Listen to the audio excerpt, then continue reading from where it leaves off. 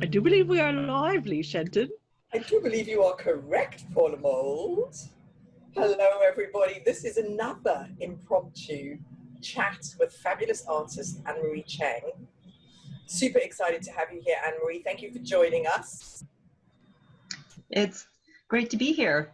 And it's actually Ann-Marie Cheung. It's pronounced Ann-Marie Cheung, sorry. Cheung, yes. I was like, sorry. I know I'm getting this wrong. I know I'm saying it wrong.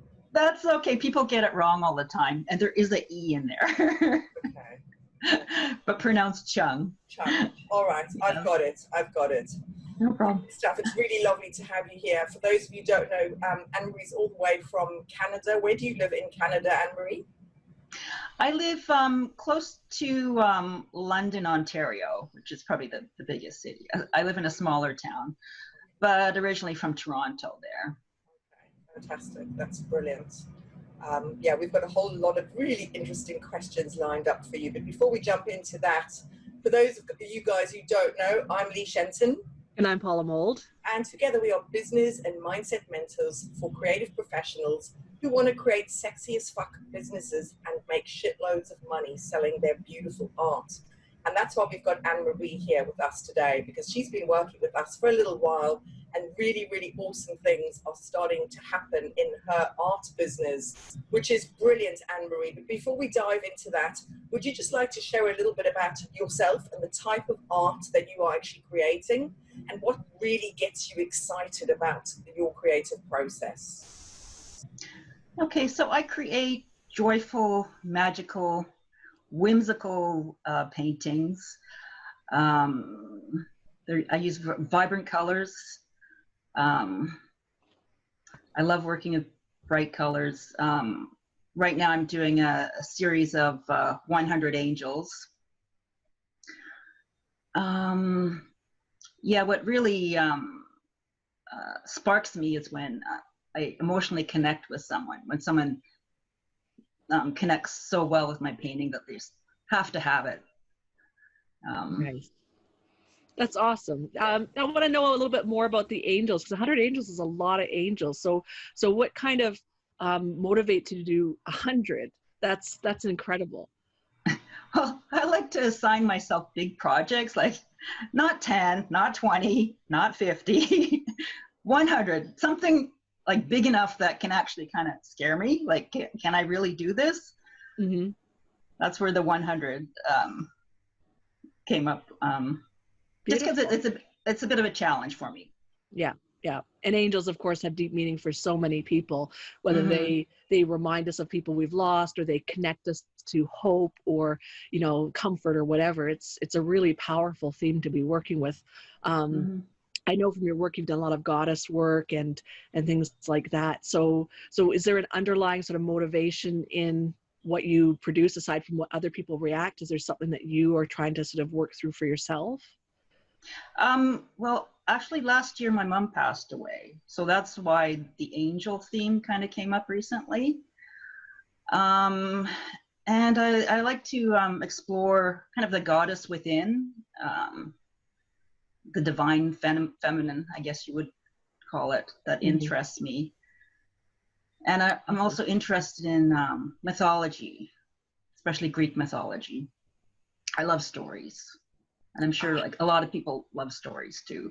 Yes, exactly. And you are such a strong, independent person as well. I mean, we were talking before we started going live about how you're taking scuba diving lessons, something that, not the average person would take. You're willing to face your fears, and it shows in your art as well as in your life. So that's really amazing. Yeah, I'm kind of fearless in a way. I love adventure.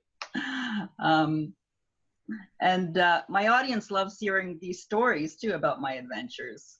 I just found out recently from your group, people love stories. Yeah. And so I also paint mermaids too, so it kind of ties in with the scuba thing. Oh, interesting. I can make maybe a whole mermaid theme will evolve after you've after you've faced all your fears around scuba and you become a fully fledged mermaid of your own. Yeah, I tell stories about me becoming a mermaid. Awesome. Yes. I need to read these stories, maybe a little book or something along those lines. You interested in doing something like that? Maybe I'm kind of more into, I'm not really into, well, I guess I am into writing stories now. We've ruined you. Well, when I was a kid, I used to like writing stories, like when in high school and that. I did a lot of writing, but I haven't really got into it until recently as well, too, exploring another creative side of myself. Yeah, it's really good when you can, you know, when this, because you've got the stories going on in your head when you're creating your art, obviously, because I think, you know, all artists do that. But when you actually start putting them down on paper, you can see the correlation between the words and the art. It just makes it so much more powerful. And as you say, your audience loves that too. And I mean, Paula and I love reading stories. We're story fanatics, you know, we never stop writing them or reading them. So that's really good that you've kind of embraced that side of who you are as well. Because you've known Paula for a long time, haven't you? I have. We used to work. Tell me a little bit. I've only heard what Paula's ever said. So let's get your version of the story. We used to work back in Toronto in the same multimedia tech company. Yeah. And we were there. I was only there for about a year. Actually, I've not worked at too many regular 9-to-5 jobs in my life. But I was there, and I ended up, got pregnant at the time, and then also Paula got pregnant as well. So we kind of had babies at the same time. Yeah. Or say maybe there's something in the water. There's a story in this. I want to know this story sometime. Yeah, that was fun. But I think that's actually what brought us together, because we had 2 kids, each of us, our daughters and then our sons, almost back to back. It was crazy. So something in the water for sure. It's been a long time. It's been 21 years. Yep, I know. I go by the age of my daughter is going to be 21 this September. So. Oh God!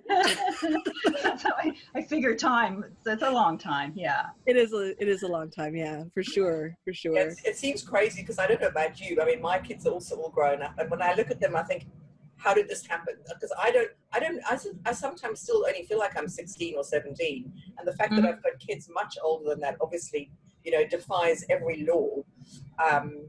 But I guess maybe all parents go through that. I don't know. I've not sort of like looking at the time and thinking, how on earth can I have a 20 or 30-year-old, you know?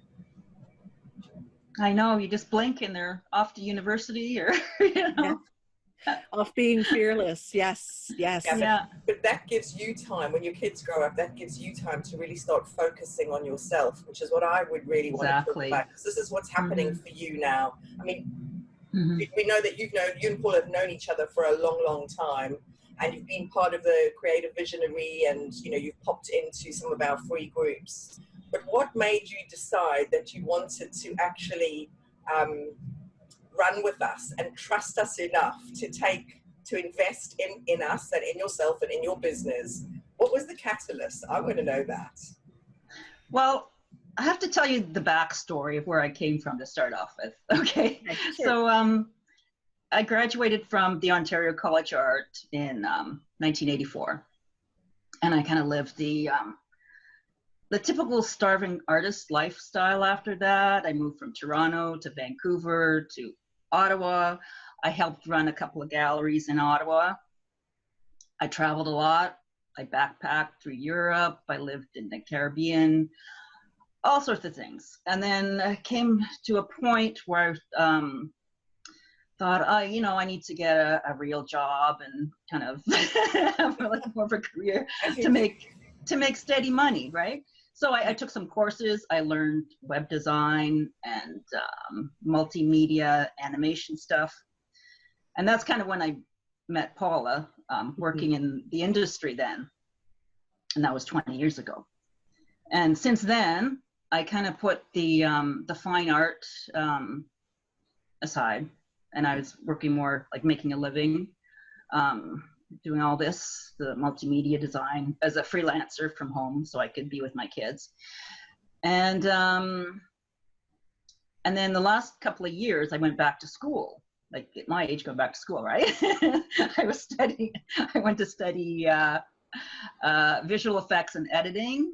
And I also studied 3D character design and animation. And during this time, my mom also passed away too, and I didn't know what else to do, so I just kept on continuing with school. And then COVID-19 came along, right? And I'm still kind of wondering what I want to do. And I was thinking, do I want to go and work a 9-to-5 job in a production company? And I thought, I don't really want to do that. Spending all this time going back to school. I said, I don't really want to go work in an office and all that. And Paula had, I signed up for the group that she had. I forget the name of it, but I've been in the group on Facebook for a while, but I had never really paid attention because I was more focusing on school at that time. And then I happened to, after school had finished, I happened to watch some videos that you guys put out. I thought, oh, this is interesting. And then you came up with the 5-day challenge. And so I said, sure, I'm going to try that. And so I jumped right in, did the 5-day challenge, and wow, like you guys were giving so much stuff, so much eye-opening stuff about, how to market yourself on social media. And then after that, there was a 30-day boot camp that came up, and I said, yes, I am in. Brilliant. This is wonderful. So yeah, I did the boot camp with you guys as well, and it's been great. Awesome. It's been fantastic having you in our world, because obviously, I mean, you can imagine how thrilled Paula is, but obviously because Definitely. Paula's told me so much about you, I'm like, oh my God, yes, we've got Ann-Marie in this. I always felt like it was a rite of passage for us. Don't you agree, Paula? Yeah, because it felt like that's the ultimate validation. You've known me as a coworker and you've known me as a friend, but to step into one of my programs and own it was just, for me, that was like, okay, yes, this is the ultimate test, because you know me. So that was really, really powerful. But for us, like when you went live the first time, because you popped your live cherry with us, we were cheering because we were watching together. We were on Zoom watching you go live, and we were just cheering because I know that wasn't an easy thing to do, and it's not for a lot of people. But you want this success with your art business and the sales and all that so much that you decided to overcome your fear, which was incredible to see. I know, it was so uncomfortable. But yeah, I jumped in, I did it, okay. So I didn't die or anything. Yep, that's it. That's it, exactly. Now you have a Twitch stream and a YouTube channel, so I guess you got Yeah, I'm getting more used to seeing myself on camera, which I don't really like, but I'm getting more comfortable with it. Yes. The real comfort comes from when you have to edit yourself. You either are going to cringe the whole time when you're editing your videos, or you're going to get over it. So I did that last year because I had to start editing all our videos, and I'm the video editor, Leigh is not. So I was like watching myself going, oh my God, I'll never go live again type of thing. So yeah, I get it. Absolutely. But people love, audiences love when artists show up. When they show up and they talk about their stories, when they show up and share who they are, even when you're uncomfortable or something goes wrong in the live, like I've had a camera fall, I've had cats come into the space and cry. You can't control anything when you're live. You just are you. So if you're in the middle of a live and you're just like, I completely forgot why I'm live, people relate to that. Done that too. So yeah, it's awesome that you embrace that power. Thank you. Yes. Yeah, no, it's really good. And I mean, you're going on and the stories that you're writing, about your work and just sharing all of that.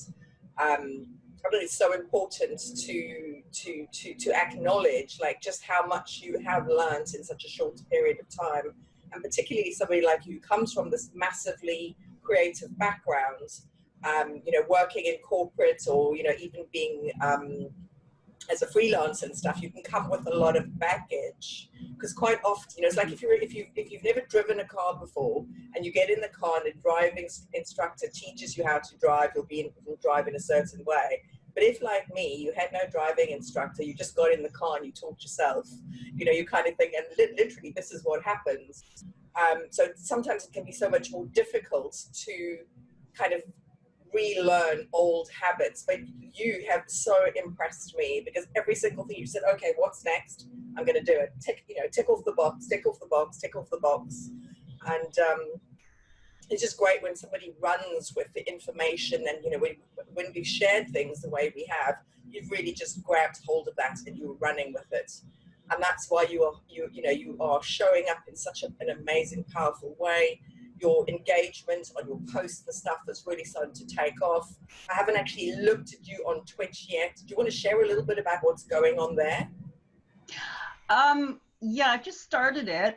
I'm painting live. So Twitch, it's kind of more of like a gaming channel. It's like a lot of the majority is for people watching, playing games. But there is a small section of art. And actually Bob Ross is on there too. Well, you've made it then if you're alongside Bob Ross. So yeah, people can go on and there's a chat section where people can chat with you as you're painting live. So it's kind of fun. And so I take these live Twitch videos and then I post them on YouTube after that. A lot of times I condense them down to, like, say I do a live for 2 hours, I'll go and condense it down to like 10 minutes on YouTube.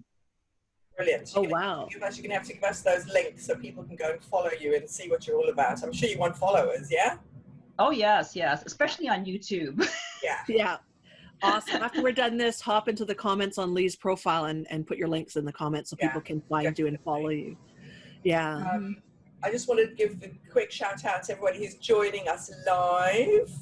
Nice to see so many faces. Hello, hello. Please do say hi to Ann-Marie. If you've got any questions that you want to ask her around her business or how she's growing her business or around her creative practice or anything else, please do pop the questions in the comments and we'll have a look at those in a little while. We're getting little thumbs up and love hearts. I don't know if you can see them on your screen, Ann-Marie, but they're starting to pop, which is lovely. I'm actually not watching I'm just watching the Zoom. I'm not on the Facebook. Good. So. It's probably better to do that because it can be very distracting. Yeah. So has your approach to your art as a business changed at all after working with us? How do you feel about marketing yourself and selling your work on social media? Well, it feels great to have to be more of a content creator rather than a consumer. You know, how many times do we go on social media? We're just scrolling, wasting time doing that. I guess it's more of like, I'm being productive now on Facebook. It's my business. Mm-hmm.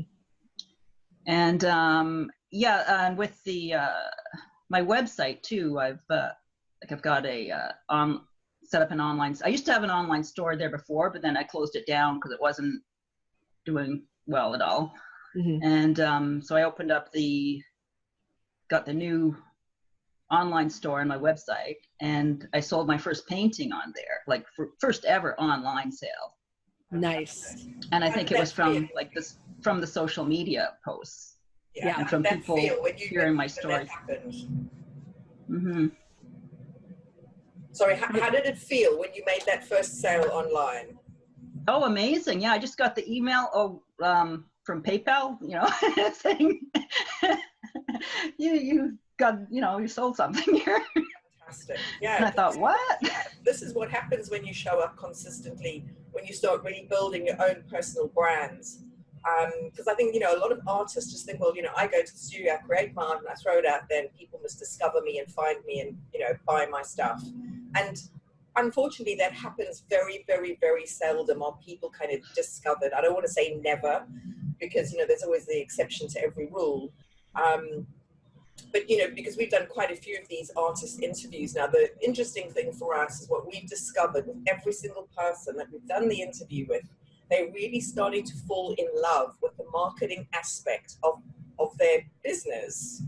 And this is where the magic really starts happening, when you begin to enjoy showing up live, when you begin to really enjoy sharing your stories and having that engagement and conversation and stuff going. And then the next logical step is the sale. It just happens naturally. And it happened really fast for you, Ann-Marie, so that must feel amazing. Mm-hmm. Exactly. Yeah, because I didn't expect it. The person didn't contact me beforehand or anything. They just went on my website, clicked the button, and bought it. There you go. Which is Well, the nice thing about it is that you've got all the contact information. You can get in touch with them and have some little conversation should you feel, you know, that it's necessary, that you want to do that, or maybe they do, or maybe they don't. I don't know. But that's the beauty about selling your work online, is that you actually have all the contact details of your collectors. It's not like through a gallery or even these, you know, third-party online galleries. It's not the same. And so, yeah, it's, you know, internet's a really powerful way for artists to be selling their work. And, you know, as Paul and I always say, if you're not using social media to promote and market yourself, you are, I don't want to say missing out, because some people just don't want to do it, and we understand that. But I still think it's a largely untapped market. Would you agree, Paula? Even though there are lots of artists are on there, they're not doing it in this, in a deliberate way, you know, setting out to build a fan base, engage with their audience. And it's wonderful that you are doing that, seeing the benefits of it. Really exciting stuff. Yeah, this was the first time someone ever bought something without seeing the actual painting in person, right? But the buyer was so happy. He said, you know, it was even more stunning in person. Exactly. This is what happens, you know. Yeah. There's a misconception, sorry, Leigh. There's a misconception that you have to see art in person. You don't. And people are buying art unseen in person and thrilled to bits when they get it. Well, I know I've sold hundreds of paintings to every corner of the globe, and every single person who's received it said, oh my God, it's so much better in real life. And I know that the work is much better in real life, but I still, even now, I have this little bit of like an anxiety thing in between me. I'm fine until I ship it. Then I have this anxiety moment until them opening it and saying, oh, wow, you know, I still go through that like 20 years later. I don't know what it is. I guess it's maybe just me not wanting to be too cocky about it. But because it's, you know, when it's original art, you don't see the layers, you don't see the light, you don't see the emotion and stuff, you know, on a flat screen. So when people get it in real life, in person, they're normally blown away. No matter who the artist is, no matter what they're creating, it always tends to be so much better than it is on screen. So do you have big plans or goals or anything for the rest of this year? I can't believe we're in August already, Ann-Marie. Like, do you have a December 31st type of goal, or are you focusing on the 100 angels that you're making? I'm just focusing on the 100 Angels project at the moment. Have you given yourself a time limit or not? No, I haven't. I figure it's going to take a year of the project, and I'm going to be producing a book at the end. Beautiful. Yeah, that sounds and good. they're going to be each angel is going to be available as a fine art print as well, but I'm still working out the details of that, of if it's going to be canvas or on paper, and I'm looking for a supplier too for that. Yeah, make them special. I mean, when people are buying prints, I mean, with digital art, obviously you can't not sell prints. But when you make them special so that they become limited editions and they're on special surfaces and whatever, they become as valuable and incredible as original art. And like I said, you can't sell original digital unless you're selling it with the iPad to go with it or something. So yeah, that's awesome. So like we said in the beginning, Ann-Marie has worked with us in the 30-day boot camp, and we are in the process right now of letting everyone know that the next run of the boot camp starts on Monday, which is the 10th of August. And you can jump in with us by Sunday, the 9th of August, which is this Sunday coming up. Midnight UK time is when I shut down the sales page. You can jump in and get all the posting templates, all the mindset work, all the information on how to sell your art online without feeling sleazy, how to niche down, as Ann-Marie has done with her Angel Project, and really speak to a specific audience, deliberately creating your fan base, deliberately choosing to sell your work in a way that feels good and authentic, and also, least favorite, we make you go live, but it's effective. It really does work. So I'm going to pop the link in the comments for anybody who'd like to read more. We are not running this program again this year, so if you're on the fence and you all just wait till they run it again, we're not running this one this year again. So this is your chance to get a 30-day kickstart the same way Ann-Marie did. And a lot of people have sold their work working with us, not only in the free group, but also in our bigger 30-day group. Yeah. What did you love the most about the boot camp? Was there one thing in particular, Ann-Marie? Well, the going live was a lot of fun. The assignments that you gave us. Were you Pardon? expecting that as being part of the thing? Did you know it was going to be part of it, the going live thing? Not to that extent. Well, it was fun, yeah. I also enjoyed the community, the support. Awesome. Yeah, we deliberately create I like to call it a sacred space, because it's a place where there's no, you're not allowed to bring your ego in or your backstabbing or anything else. You show up and feel free to ask the questions or be vulnerable or go live for the fifth time. Be ridiculous. Like, it's a chance to take off all the masks and just, be a group of artists who are working together, maybe different details, but you all want your art businesses. So I think that's really, really powerful. Yeah, it is powerful being with like-minded people. Yeah, it does make a big difference to know that you're not the only one who has these crazy ideas, that everybody, like, not that everyone's got the same ideas, but there are a lot of very similar ideas going on, or, whether it's like you feel, whether they're fears or concerns, or, perhaps you feeling like, oh my God, do I really deserve this? Or whatever the case may be, when you realize that the other people who are in exactly the same headspace as what you are, it gives you that, I guess, the feeling that you're not alone, that, you are still normal, that you still have some validity in what you're choosing to do. Because I know for myself, certainly for probably the first 15 years of my art experience, I didn't really work with other artists. I mean, I had 2 other people that I was working with, but I didn't consider them to be, they were artists in a sense, and I don't want to slight anybody, but it wasn't the way I wanted to be doing art. It was much more, you just get up and you work yourself to death and then you sell your work. And so it was so fantastic for me to meet Paula, to be part of that mastermind group and realize, I can just sit and daydream for 2 weeks if that's what I feel like I need to do for that time. It's not wasted time. So it's really important to have that support from like-minded artists who at the same time are also ambitious and actually want to get places. It's not like we'll just sit and, twiddling our thumbs and complaining because we're not selling anything. Because I mean, it's obviously, it's been wonderful to see like all the posts in the red dot posts, both in the 30 days and the 100 days. So nothing gives us greater pleasure than seeing the success of you guys as the students or our clients, because without you, we would not be, if that makes sense. It's because of you guys that we are. Awesome. Fantastic. Okay, well, I think this wraps us up. Is there anything else that you wanted to add about your work or anything like that, Ann-Marie? No, just follow me on YouTube. Yeah, well, don't forget to put those links in. If anybody's jumping on the replay and you've got any questions for Ann-Marie, do pop them in. She will get around to answering them, hopefully.